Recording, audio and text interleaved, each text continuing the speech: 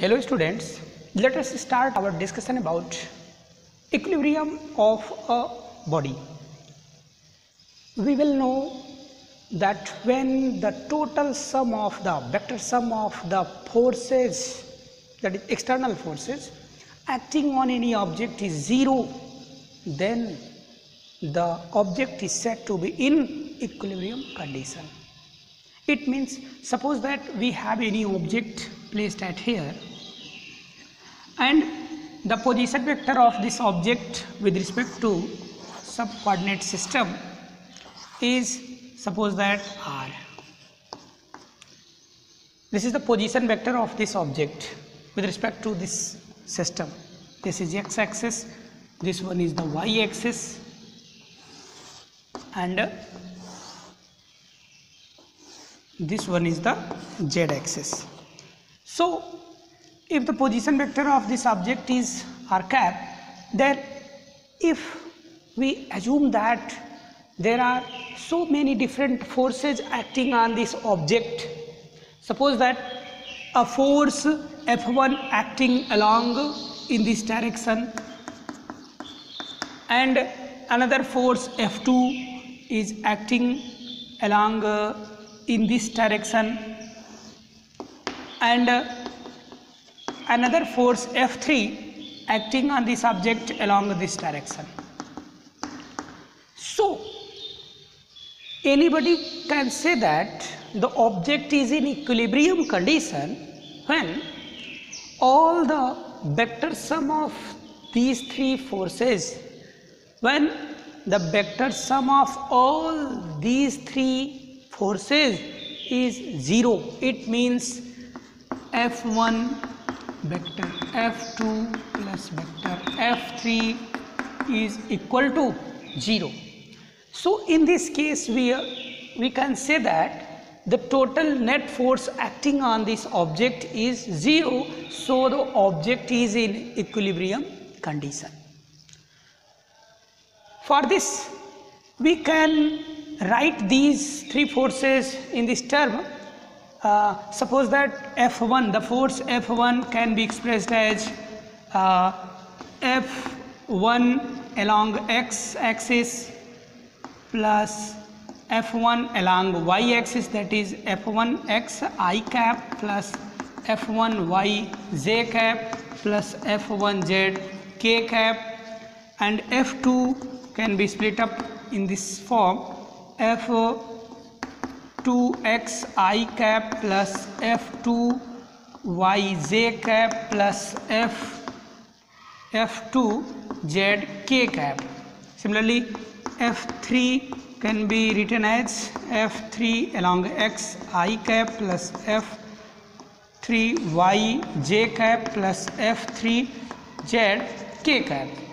So if all these three forces are resolved in their x, y, z component, then the total force acting along x axis, so total force acting along x axis, this will be equal to F1x plus, this is I cap, plus F2x I cap plus F3x I cap. Okay, so this can be written as F1x plus F2x plus F3x whole of I cap. So magnitude of this Fx can be written as what? This becomes F1x plus F2x plus F3x, because the direction of this force and direction of some of this force can be cancelled. So from here we get what? The magnitude of total forces acting along x axis is this, and also the total net force acting on y axis. So this can be written as F1 F1y plus F2y plus F3y, and along z axis the net force is F due to 1 along z axis plus F due to 2 along z axis plus F due to 3 along z axis. So this is the amount of the total force acting on this object along x-axis. This is amount of the total force, that is the component of all these three forces which acting along the y-axis, and this one is the total amount of the force acting on this object due to the component of all these three forces along z-axis. So as we know that if the object is not moving along x-axis, it means the total force acting along x-axis is 0. Also we know that the total force acting along y-axis is 0 because the object is also at rest position. It is not moving along vertical direction. So object can be considered as rest position. So the total force acting on the object along y component, this is also equal to 0. Similarly, because object is not moving along z component, so the total force acting on the object along z component is also equal to 0. So all these three forces, sum of all these three forces acting along x, y and z direction, this is equal to 0. So this is the total sum of the forces acting on the object, and we can say that the object is in equilibrium condition when the total vector sum of all the forces acting on the object is 0. It means if the object is not moving along the x-axis, so the total net force along the total component of the forces, the sum of the component of forces acting along x-axis is 0. The sum of the component of forces along y-axis is also 0 because object is not moving along y-axis. Similarly, object is not moving along z-axis, so the component of the forces along z-axis is also equal to 0. So in this case we have seen that the object is at rest position. If we resolve this force and this force in its all three component along x-axis, y-axis and z-axis, then we get what? If we resolve this force F1 along x and y, then we get this one is along x-axis and this one is along y-axis. And suppose that we have found that the force F3 is acting only along x-axis, in negative direction, but component of y and z of the F3 is 0. So it can be resolved by this one line, because in y and z component its component is 0. So if we resolve this force along x, this becomes F1. Suppose that this becomes F1 along x and this becomes F1 along y, and if we resolve this F1 along z component, then we get a parallel line to this, and this becomes F1z. Similarly, if we resolve this force such that the component of this force along x-axis is F2x, the component of this force along y-axis is F2y, and component of this force along z-axis is F2z, and because this force is in upward direction, so its component is along this side. If we take only two components, suppose that if you omit the z component, because if we assume that all these three forces lying in the xy plane, for simplicity we can assume that all these three forces acting in the plane of this board, so they are resolving only in xy component. So omitting the z component, we can easily understood this concept that when the sum of these forces is equal to the sum of the component of this force, then the net force acting on the particle along x-axis becomes 0. And if the component of the F1 along y is equal to the component of F2 along y, then they cancel each other. Because they are acting in opposite direction and also have the same magnitude. So the net force acting along y axis is 0, and this force is lying along only negative of the x axis, so they have no component of y and z, so this component will be cancelled by the sum of the x and F1 and F2 along x axis. Okay, so this is a basic concept and idea by which we can easily understood the concept of equilibrium of a body. So a body can be in equilibrium condition if the net forces acting on the object is 0. Suppose that if the net forces acting on any object is 0, then we can say that the body is in equilibrium. That is, there is no translational motion, or if the object is at rest, then there is no translational motion created by the object, but initially object is moving along any particular direction with a constant speed, then the speed of that object will not change during its motion. Also the direction is continuous, it means direction is also not varied during motion. So now take a simple example on the basis of the equilibrium of body. Suppose that we have a body of mass 6 kg which is suspended by a rope of length 2 meter. Suppose that this is a body of mass 6 kg.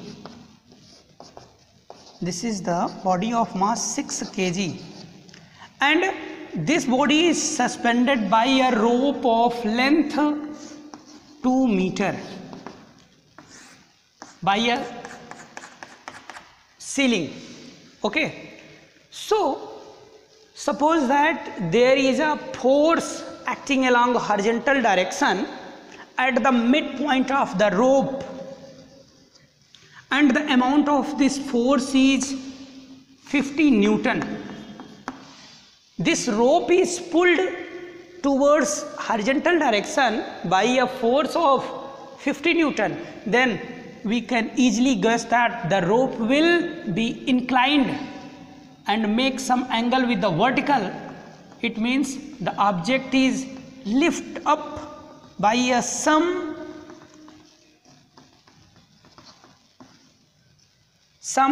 displacement in vertical direction. Okay, so object placed at here. This is the second case in which object displaces at here.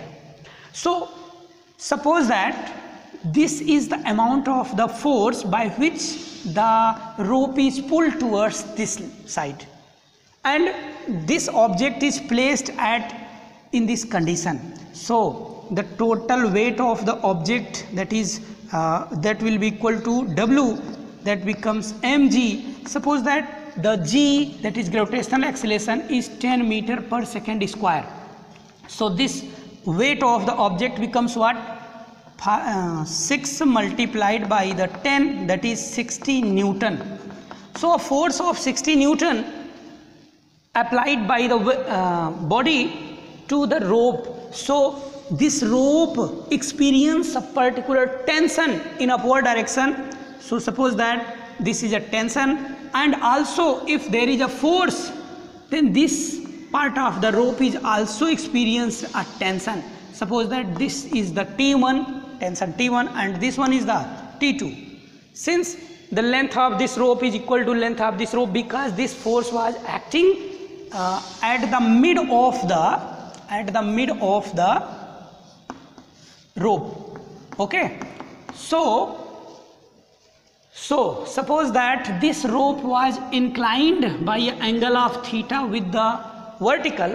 So if we want to calculate how much inclination will be created at here, so we can easily calculate this inclination. For this calculation, we can draw the free body diagram. Suppose that this is a body, and this body weight can be can be balanced by this tension T2. So from here we can write it as T2 is equal to 60 Newton. And if this tension T1 resolved in its two component, one along the vertical direction and other along the horizontal direction, then if this angle is theta, then this one will also be equal to theta. So if we look in this triangle, right angle triangle, then we get this acts as a base. So this becomes T1 cos of theta, and this becomes T1 sine of theta, because this behaves as a normal. This is equal to this. Okay. So this T1 sine theta balances the 50 Newton force, and this T1 cos theta balances the T2. Okay. And if the object is at equilibrium at this point, then at equilibrium the T1 cos theta will be balanced by T2, that is 60 Newton, and this T1 sine of theta will balanced by the horizontal force, that is of 50 Newton.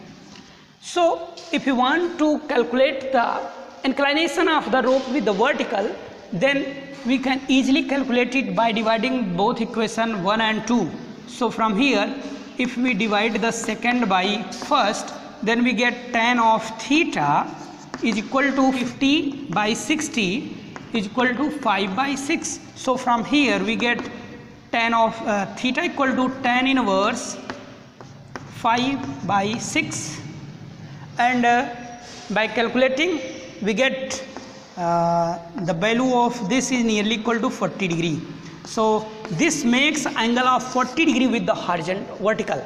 Okay. So with the help of this we can easily calculate the angle, and these two concepts and equations are adopted with the help of the equilibrium of the body, because when the body is in equilibrium, so the net forces acting on this along horizontal direction is also will be equal, same and in opposite direction, and the net forces acting on the object in vertical direction will also be equal and in opposite direction. So they, after comparing the net horizontal force and net vertical direction force, we can easily calculate such type of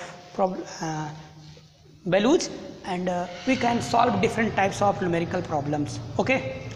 So solve different types of numerical problems. Tomorrow we will start the new concept, that is friction. Till now, take care. Thank you.